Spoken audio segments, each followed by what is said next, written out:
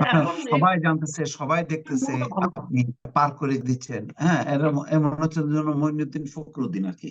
যখন কয়েকদিন পরে যদি দেখা যায় যে এই বিচারের এই কার্যক্রমগুলি এগুলি সবই নাটক ছিল, তাহলে কিন্তু সরকারের অ্যাকাউন্টে যতটুকু মুনাফা গিয়েছিল তার চেয়েও বেশি কিন্তু মাইনাস হয়েছে। কাজেই সরকার এখন সিদ্ধান্ত নেবে তারা আসলে কি চায়। আসসালামু আলাইকুম দর্শক, স্বাগত জানাচ্ছি কথার পিঠে কথা অনুষ্ঠানে। আমি মোস্তফা ফিরোজ এবং আমার আর প্রান্তে যুক্ত আছেন সিনিয়র সাংবাদিক মাসুদ কামাল। মাসুদ কামাল, এখন তো আলোচনা আসলে রাজনীতিতে দেশে বিদেশে সবচেয়ে বড় আলোচনা হচ্ছে আজিজ বেনজিরকে নিয়ে। এর মধ্যে বেনজির হঠাৎ করে 4 মে দেশ সত্যাগ, এটা নিয়ে আর একটা বিতর্ক। আজকে পররাষ্ট্রমন্ত্রী বলছেন যে বেনজিরের দেশত্যাগে কোনো নিষেধাজ্ঞা নেই, দুদক আদালত কোনো নিষেধাজ্ঞা দেয়নি, সুতরাং তিনি যে কোনো দেশেই যেতে পারেন। ওবায়দুল কাদের গতকাল বলছেন বিদেশে গেলেও তার মামলা হতে পারে এবং বিচার হতে পারে। তারেক রহমানের সঙ্গে এই বিষয়টা তুলনা করেছেন। আপনার কাছে কি মনে হয় যে যেভাবে বিভিন্ন গণমাধ্যম সারা দেশব্যাপী খালে বিলে হাওড়ে পর্বতে জঙ্গলে সমস্ত জায়গায় দেখা যাচ্ছে যে বেনজিরের জমি আর জমি, অনেক খবর বেরোচ্ছে, কিন্তু তার বিপরীতে অ্যাকশনটার ব্যাপারে কি সরকার খুব নিয়ম মাফিক হয়ে গেল, নাকি এটি স্বাভাবিক? দেখেন, বরঞ্চ আপনি বলতে পারেন যে বেনজির আহমেদকে এই যে বিচারের মুখোমুখি করা, যে এখন তো বাংলাদেশের সবাই, বিচারটা এখনো শুরুই হয় নাই, তদন্ত হবে, তদন্ত রিপোর্ট দিবে, তারপর তো বিচার হবে। কিন্তু এটা কিন্তু বাংলাদেশের সব মানুষ মনে করে যে এই লোকটা করাপ্ট ছিল, এই লোকটা দুর্নীতিবাজ ছিল, এই লোকটা প্রচুর অন্যায় করেছে। এখন দুর্নীতিটা সে কিভাবে করছে? কোন একটা অন্যায় কাজ করার বিনিময়ে যে দুর্নীতি করেছে, একজন লোক তাকে টাকা দিতে গেল, সে একটা অন্যায়ের কথা বলছে, আমার এই অন্যায় কাজটা করার হেল্প করছে, বিনিময়ে সে টাকা পেয়েছে। টাকা পাওয়ার তো এটাই পদ্ধতি, ন্যায় কাজ করলে তো ওকে টাকা দিবে না। তো সে এভাবেই তো টাকা উপার্জন করছে, অনেক মানুষের ক্ষতি করছে। আমরা কিন্তু কেবল দেখছি কি যে উনি কয় টাকা মেরেছেন। হম হম বাস্তবতা হলো এই কয় টাকা মারার ক্ষেত্রে উনি কতগুলি অপরাধ করেছেন, হম হম কতগুলি অন্যায় করেছেন, যে কারণে তাকে যুক্তরাষ্ট্র তার উপর স্যাংশন দিয়েছিল। হম এটা হম তো এই হম গুম খুন এবং মানবাধিকার লঙ্ঘনের জন্য তার উপর স্যাংশনটা দিয়েছিল। সেই স্যাংশনটা দেওয়ার পিছনে যে কারণগুলি ছিল, সেই প্রত্যেকটা কারণে তো সে অপরাধ। সেই কারণগুলি কি কেউ অপরাধ হিসেবে মান্য করছে? করছে না। সবাই ব্যস্ত হয়ে পড়েছে যে সে তার বিপুল দুর্নীতির মাধ্যমে অর্জিত অর্থ এবং সম্পদে যে ছিটে ফোটা দেশে পড়ে আছে সেইগুলো নিয়ে মাতামাতি করছে। হম মূল অর্থটা সে আগেই সরিয়ে ফেলেছে, ছিটে ফোটা যে পড়ে আছে সেইগুলি নিয়ে এখন সবাই আমরা মাতামাতি করছি। কারণ আমাদের কাছে এটি অনেক বড়, এবং সরকারের যে মানে ভূমিকা, এই ভূমিকা হলো সবচেয়ে রহস্যজনক এবং সবচেয়ে সন্দেহজনক। এটা এই কারণে যে আজকের থেকে 3 দিন আগে সরকারি দলের সাধারণ সম্পাদক, সরকারের স্বরাষ্ট্রমন্ত্রী, তারা বলেছে বেনজির কোথায় আছে আমরা জানি না। হম হম তো গত মাসের 4 তারিখে সে দেশ ত্যাগ করেছে বলে একাধিক পত্রিকায় রিপোর্ট হয়েছে। এই রিপোর্টের পরে এতদিন পরেও তারা জানেন নাকি? আচ্ছা, হম হম পত্রিকায় রিপোর্ট হয়েছে আজকের থেকে 2 মাসেরও বেশি আগে। তো 2 মাসেরও বেশি আগে যখন রিপোর্টটা উঠলো, আপনার হম মনে কি একটু কৌতূহল জাগে নাই যে এই লোকটা এত সম্পদ করলো, এই সম্পদটা তার কাছ থেকে আমাদের আদায় করা উচিত এবং তার গতিবিধির নজরে রাখা উচিত? আপনার মাথায় আসে নাই? আপনি তো সরকারের ভাই, আমাদের মতো সাধারণ মানুষও তার ব্যাপারে কৌতূহলী ছিল। তা আপনি কেন কৌতূহলী থাকলেন না? কেন খোঁজ নিলেন না? আচ্ছা, উনি দেশের বাইরে গেছেন কিনা এটা জানতে সরকারের জন্য কি 10 মিনিটের বেশি লাগার কথা? জাস্ট ইমিগ্রেশনের খবর নিলেই হয়। এখন তো সবই ডিজিটাল। হম ইমিগ্রেশনের জন্য হয় যে বেনজির আহমেদ বেরিয়ে গেছে কিনা। বেনজির আহমেদ তো এমন না যে এই আপনার বেনাপোলের পোর্ট দিয়ে অবৈধভাবে বাইরে গেছে, হম হম। কিন্তু আর তা যাবে না। না, কারণ আপনার তার মনে আছে সঙ্গে আপনাকে একটা ঘটনা বলি, 9/11-এর সময় কন্যা একজন আছে। তালিকাভুক্ত সন্ত্রাসী আহ, মানে প্লেনে উঠে পড়ছিল, তারপরে আকাশ থেকে সেই প্লেনটাকে ফেরত এনে তাকে অ্যারেস্ট করেছিল। হ্যাঁ নামটা হ্যাঁ হ্যাঁ হ্যাঁ, মনে গোল্ডেন কি আছে? জানি, গোল্ডেন মর্নিং না কি জানি নাম ভুলে গেছি আমি একদম। হ্যাঁ, হ্যাঁ, মানে মনে আছে তো আমার। সরকারের হাত তো অনেক লম্বা, তাই না? হ্যাঁ, তো তখন যে তাকে অ্যারেস্ট করলো, তখন কি তার বিদেশ গমনের উপর কোনো নিষেধাজ্ঞা ছিল? ছিল হ্যাঁ, নিষেধাজ্ঞা? কোন ছিল না তো। আদালত তো তাকে কেউ কে দেয়নি মানলেন এই আপনি? বিষয়ে। তাহলে তাকে কে মানলেন? এখন কেন এটা বলা হচ্ছে যে বেনজিরের উপর বিদেশ গমনের কোনো নিষেধাজ্ঞা নাই? এটা বলতে হচ্ছে কেন? নাই তো নিষেধাজ্ঞা, এটা আমরাও জানি। কারণ তার বিরুদ্ধে কোনো মামলাই এখন পর্যন্ত হয় না। হ্যাঁ। তার বিরুদ্ধে এখন কোনো মামলাই তো হয় নাই, নিষেধাজ্ঞা থাকবে কি করে? কিন্তু প্রশ্ন হলো, সরকার যদি চায়, যে কাউকে বলতে পারে তোমাকে আপাতত বিদেশ যেতে দেওয়া হবে, সরকার চাইলেই পারে। তো হুম, হুম, নিষেধাজ্ঞা লাগে না তোর ভাই। তারপরেও সে তো লুকিয়ে যায়নি। সে, তার সঙ্গে তার 3টা কন্যা ছিল, তার স্ত্রী ছিল, 4জন লোক একটা গ্রুপ বেঁধে চলে গেল, কেউ জানলো না। সবচেয়ে বড় কথা হলো কি, সে গেল কি গেল না, সরকারের পক্ষ থেকে কি এখনো এটা পরিষ্কার করা হয়েছে? এখনো কেউ তো বলছে না আমি জানি। তো এই যে বিষয়গুলো, এটাকে আমি মনে করি যে সরকারের এই যে দায় স্বীকার না করার যে একটা প্রবণতা, অথবা গেছে কি গেছে না এটা আমি বলতে পারছি না, এই যে কথাগুলি, এগুলোর মধ্যে যে এক ধরনের ঢাক ঢাক বুদ্ধি যেটা আছে, এটাই প্রমাণ করে যে তারা আসলে বেনজিরকে সাজার মুখোমুখি করতে চায় না। এটা হলো আমার হুম, ধারণা। কেন চায় না, এটা তাদেরও কিছু সীমাবদ্ধ থাকতে পারে, তাদেরও কিছু চিন্তা থাকতে পারে, যে এর সাজার মুখোমুখি করলে হয়তো আমাদের অনেক কিছু সে ফাঁস করে দিবে, গোপন কথাবার্তা। কারণ সরকারও তো তাকে ব্যবহার করছে রে ভাই। সরকার এতদিন, সে আপনি ধরেন ইয়ের থেকে, যখন সে ডিএমপির কমিশনার ছিল, তারপরে হুম, র্যাবের ডিজি, তারপরে আইজিপি হলো, এই পুরো সময় সে তো সরকারকে সার্ভিস দিচ্ছে, এবং দিচ্ছে বলে সে তো এই সারা সময় দুর্নীতি করছে। তার দুর্নীতির খবরটাকে আমরা জানতাম না, আমাদের সাংবাদিকরা জানতো না? সবাই জানতো। কে না জানতো? আপনি জানতেন না? জানতেন।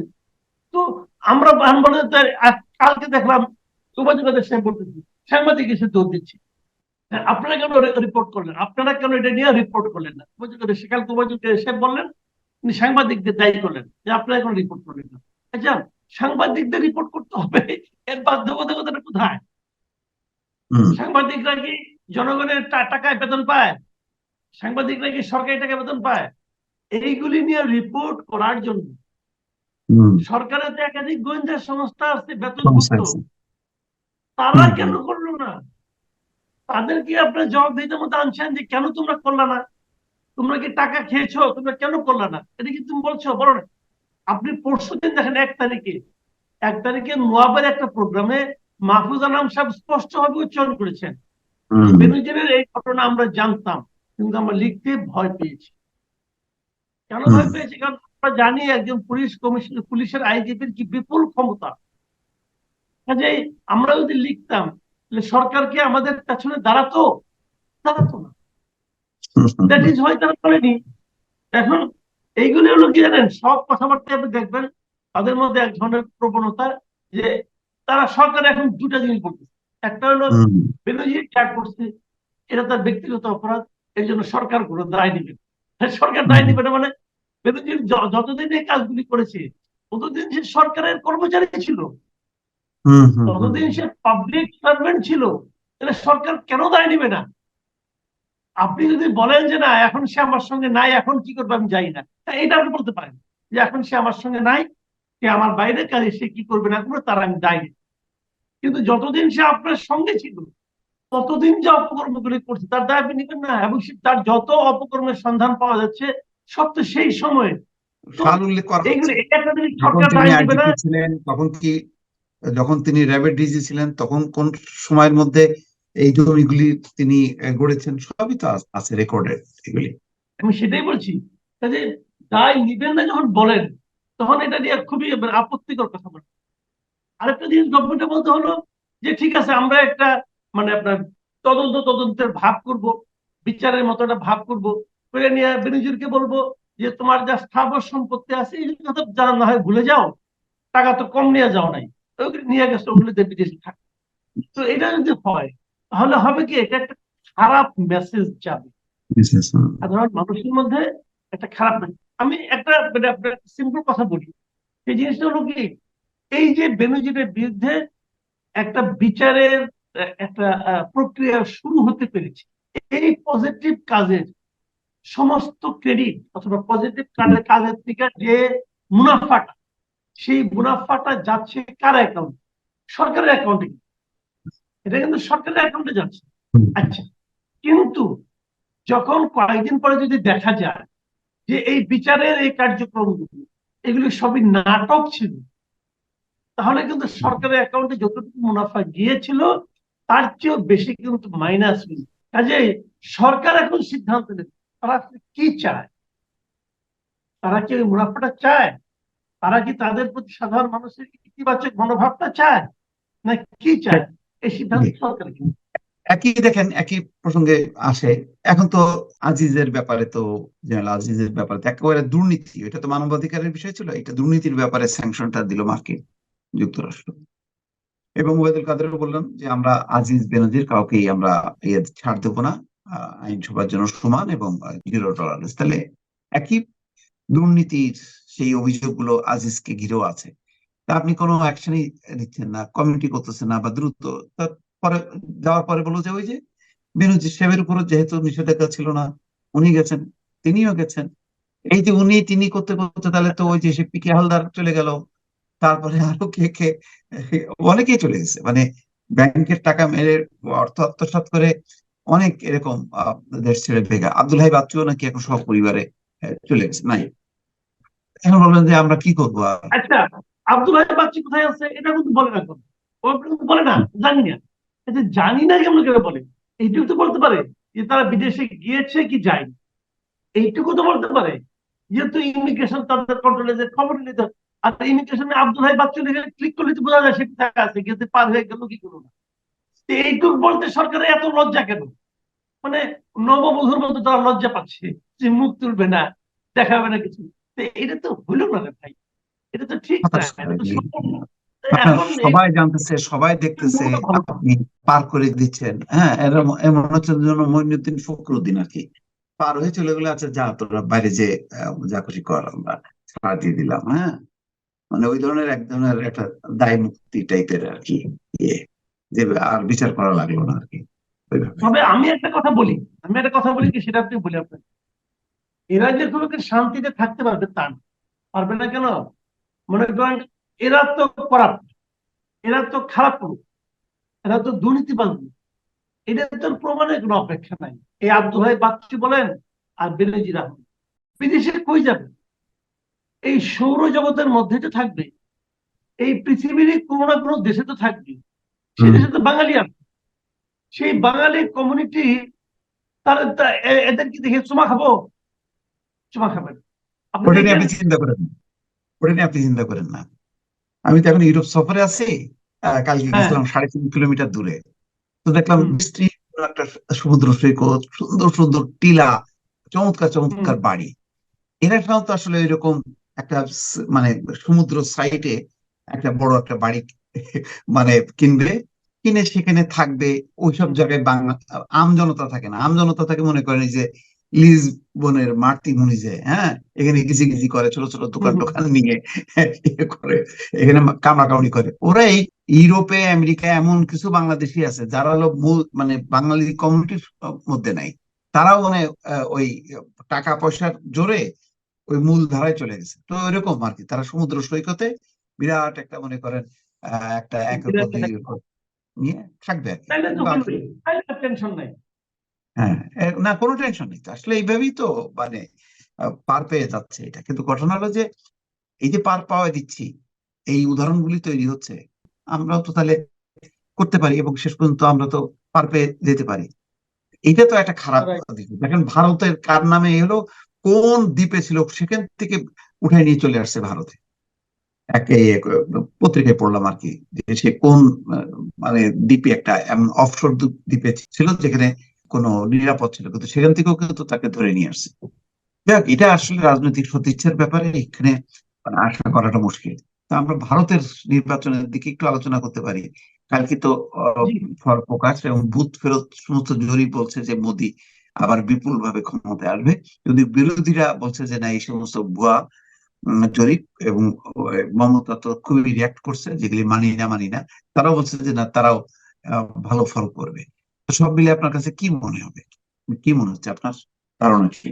আমি গত ভারতের নির্বাচনটা, আমরা তো আর ওখানে নাই, আমরা এখানে বসে বিভিন্ন পত্র পত্রিকায়, মিডিয়া, সোশ্যাল মিডিয়া যে যা দেখি, তাতে আমার গত 1 মাসে বিভিন্ন নিউজ দেখে আমার কাছে মনে হয়নি যে মোদি খুব বেশি একটা আসন পাবে। তাদের তো আপনার মানে ক্ষমতায় যাওয়ার জন্য 272 আসন আছে, হুম। 543 আসনের 43। সংসদ। হ্যাঁ, তার মধ্যে 272 পেলে সে ক্ষমতা, মানে সে সরকার হুম। গঠন। তো গতবার তারা 303টা পেয়েছিল। আহ আমার মনে হয় এবার মানে এনডিএ আর কি, মানে এনডিএ জোট, বিজেপি এবং তার সঙ্গে যারা আছে এনডিএ জোট, এই জোট আমার ধারণা 250-এর উপরে পাবে না। এটা আমার ধারণা হয়েছিল হুম। বিভিন্ন হুম। মানে, ব্যক্তিদের বক্তব্য শুনে, সবকিছু শুনে 250-এর বেশি এনডিএ পাবে না। কিন্তু এই যে 7-8টা জরিপ দেখলাম, মানে এক্সিট পোল আর কি, এক্সিট পোলটা যে সবসময় সঠিক হয় তাও না, কিন্তু তারপরেও কাছাকাছি থাকে কিছু একটা।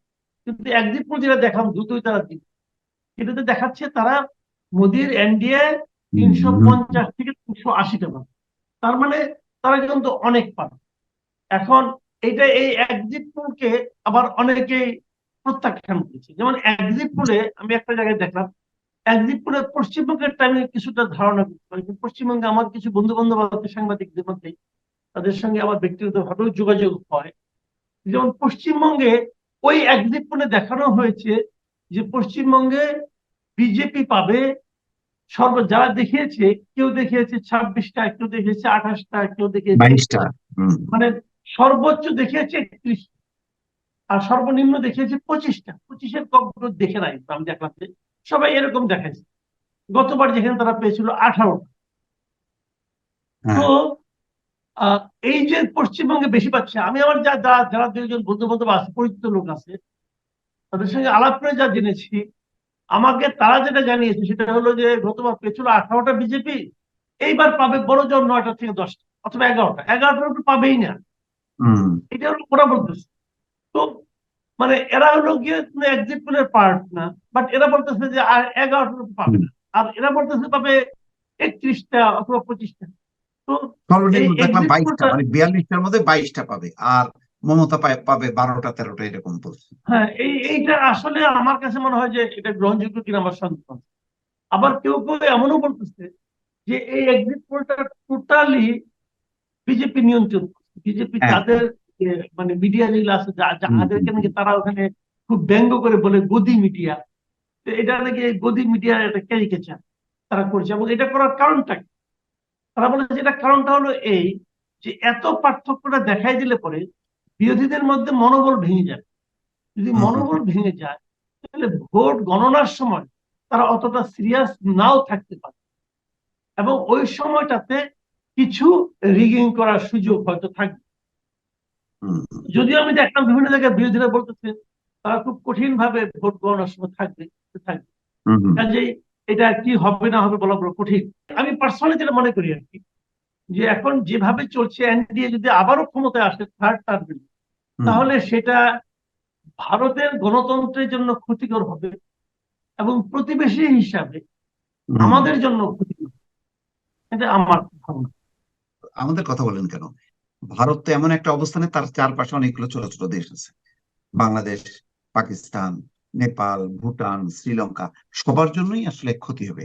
ভারতের গণতন্ত্র যতটা শক্তিশালী হবে, যত অসাম্প্রদায়িক একটা চেহারা পাবে, তত বেশি কিন্তু এই অঞ্চলটা শান্তি থাকবে। কিন্তু ভারত যদি ওই Right. হিন্দু হিন্দু খেলাধুলা করতে থাকে, তাইলে কিন্তু এই মানে একটা অশান্ত পরিবেশ থাকবে, গণতন্ত্র বিপন্ন হবে। কারণ সাম্প্রদায়িক শক্তি তো শুধু গণতন্ত্রের শত্রু না, মানে শুধু সাম্প্রদায়িক মানে সম্প্রদায়ের শত্রু না, তারা গণতন্ত্রেরও শত্রু হয়।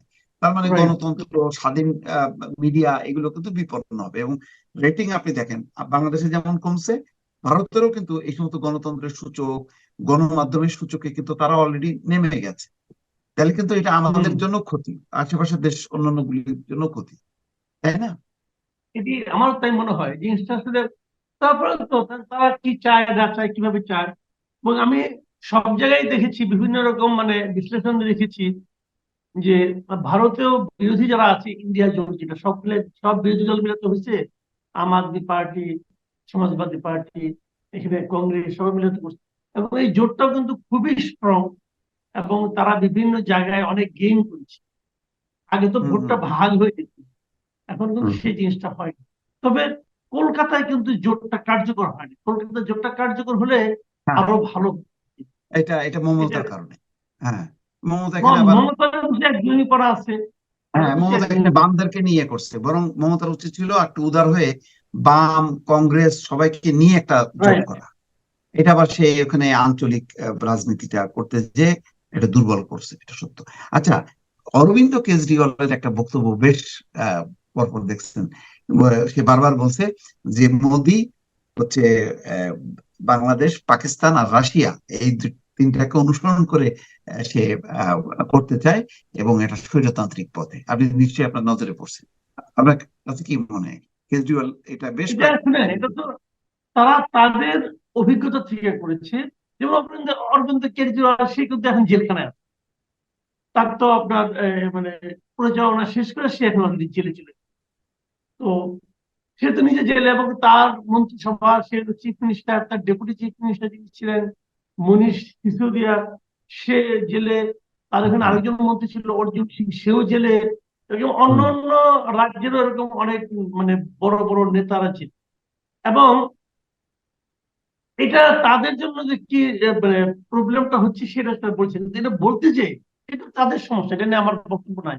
কিন্তু এটা বলতে যে উনি যে উদাহরণ হিসাবে পাকিস্তানের সঙ্গে, রাশিয়ার সঙ্গে বাংলাদেশকে তুলনা করেছেন, এটা শুনে আমি খুবই দুঃখিত হয়েছি। দুঃখিত হয়েছে অরবিন্দ কেজরিওয়ালের উপর না, দুঃখিত হয়েছে আমাদের বাস্তবতা। উনি যেটা বলেছেন সেই বাস্তবতা তো আমি নিজেই দেখতেছি। কাজে আমরা, আমাদের দেশ এখন সারা দুনিয়াতে উদাহরণ হিসেবে ব্যবহৃত হচ্ছে। হুম, এবং এই উদাহরণটা হচ্ছে একটা নেতিবাচক উদাহরণ। নেতিবাচক, কেউ রাইট। বলছে না যে বাংলাদেশে অসাধারণ গণতন্ত্র আছে, সবাই বলছে রাইট। বাংলাদেশে গণতন্ত্র হ্যাঁ পুতিনের গণতন্ত্রের মতো, হ্যাঁ। যেখানে বিরোধী পক্ষকে জেলে ঢোকানো হয়, মেরে ফেলা হয়, তারপরে ইলেকশন করে সে পাশ করে আসে। তো হুম এরকম গণতন্ত্র আমাদের এখানে আছে। এটা কিন্তু আমাদের জন্য নেতিবাচক, খুবই নেতিবাচক। আর হুম অরবিন্দ কেজরিওয়াল, সে তো কেমন লোক সেটা তো আমরা বিভিন্ন সময় দেখেছি। হুম হুম ওনার মতো আমি যতটুকু যতটুকু আমি ইন্ডিয়ান পলিটিক্স স্টাডি করি বিভিন্ন সময়ে, এটা আমার একটা কৌতূহল থাকে, প্রতিবেশী দেশ যেহেতু করি। অরবিন্দ কেজরিওয়ালের মতো মুখ্যমন্ত্রী ভারতের ইতিহাসে খুব কমই আসছে। সে দিল্লির মতো রাজ্যে কি করে নাই। আমি কিন্তু সিম্পলি কয়েকটা উদাহরণ দিয়ে বলি আপনি। সিম্পলি একটা কথা বললাম, দিল্লির কোন সরকারি বাস বা মেট্রোতে মেয়েদের টিকিট কাটতে হয় না, ফ্রি। দিল্লিতে যারা একটা নির্দিষ্ট পরিমাণ বিদ্যুৎ ব্যবহার করে, মানে 100 ওয়াটের হুম কম বিদ্যুৎ ব্যবহার করে, তাদের বিদ্যুৎ বিল দিতে হয় না। হুম যারা 10,000 লিটারের কম পানি ব্যবহার করে, হুম তাদের পানির বিল দিতে হয় না, ওই পানি হুম ফ্রি। ওদের পানি ফ্রি একদম। হুম দিল্লির স্কুলগুলি এত উন্নত হয়েছে, সরকারি স্কুলগুলো, যে ওখানকার বড় বড় যে পাবলিক স্কুল, প্রাইভেট স্কুল আছে, সেখান থেকে ছাত্ররা এখন চলে এসে সরকারি হুম স্কুলে ভর্তি হচ্ছে। ওখানকার মেডিকেল সিস্টেম, মহল্লা ক্লিনিক বলে তারা, মহল্লা ক্লিনিকগুলি এত উন্নত হয়েছে যে ওইখানে চিকিৎসা নেওয়ার জন্য আশেপাশে রাজ্য থেকে, মানে হরিয়ানা থেকে, উত্তরপ্রদেশ থেকে অনেক লোক দিল্লিতে চলে আসে ফ্রি ট্রিটমেন্টের হুম জন্য। তো আপনি একটা রাজ্যের বেসিক জিনিসের মধ্যে আপনি পানি, বিদ্যুৎ, শিক্ষা, চিকিৎসা আপনি ফ্রি করে দিয়েছেন, এবং উন্নত মানের দিচ্ছেন, পাশাপাশি নারীদের নিরাপত্তা দিচ্ছেন। এরকম আর কয়টা রাজ্য করতে পারছে ভারত? ভারতে হুম, আলাপ পাচ্ছেন, পৃথিবীর কয়টা দেশ করতে পেরেছে? তো true. সেই লোক সেই লোক যখন আমাদের সম্পর্কে এমন মূল্যায়ন করে, হ্যাঁ, তখন হ্যাঁ, আমাদের জন্য এর চেয়ে বেদনার আর কিছু নাই, যে আমরা রাইট। আসলে প্রায় নেমে গেছি। হম, এটা দুঃখজনক।